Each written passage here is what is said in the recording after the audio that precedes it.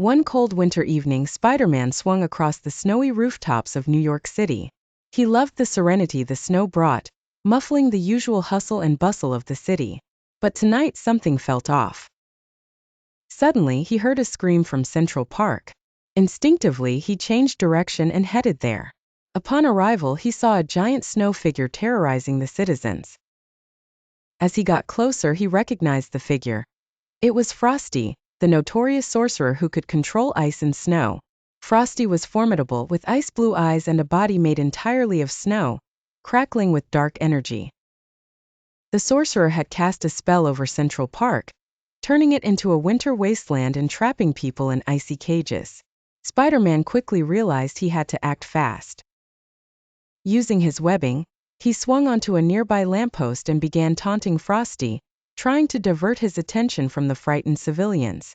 Frosty turned his gaze to Spider-Man, his eyes narrowing with disdain. The sorcerer unleashed a flurry of ice shards towards him. Spider-Man, always agile, dodged them with ease but knew he couldn't keep this up forever in such harsh conditions. He needed a plan. Remembering that Frosty's powers were weaker in warmer conditions, Spider-Man quickly devised a strategy. He swung towards a nearby construction site where portable heaters were being used. Using his webbing, he managed to snatch a few heaters and strategically place them around the park. As the heaters began to warm the area, Frosty's power started to wane. Seeing this, Frosty roared in frustration and tried to retreat, but Spider-Man wouldn't let him escape. He launched himself at Frosty, wrapping him in webs that were strategically laced with a quickly hardening chemical compound.